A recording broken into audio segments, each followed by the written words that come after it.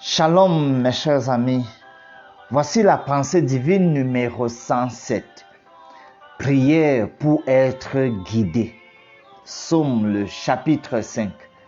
Savez-vous que souvent vous pouvez prier pour que le mal que vos ennemis planifient sur vous retombe sur leur propre tête? On va voir l'exemple de David. Souvent, on peut faire cela. Prière pour être guidé. David, dans ses gémissements, le verset 2 utilise le terme gémissement pour parler des méditations. Et donc, dans ses méditations, demande à Dieu de le guider. Et il voudrait une compensation légale contre ses ennemis. Ils ont des méchants plans à son endroit. Et puisque Dieu ne prend pas plaisir au mal, le verset 5 le dit, et que Dieu a la capacité de faire périr, détruire les menteurs, ça c'est le verset 7, alors David prononce des paroles imprécatoires, c'est-à-dire des malédictions.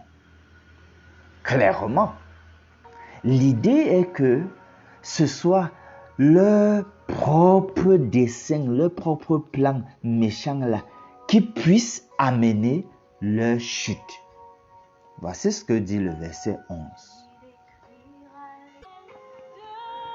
Frappe-les comme des coupables, ô Dieu, que leur dessein amène leur chute. Précipite-les au milieu de leurs péchés sans nombre.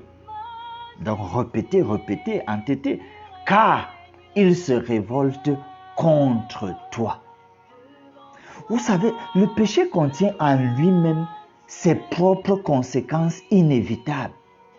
Ce genre de prière imprécatoire dont nous parlons ici, c'est pour que Dieu consente à laisser que les conséquences naturelles et logiques de celui qui planifie le mal contre toi ou fait le mal contre toi de manière continuelle, que ces conséquences-là se déversent sur cette personne.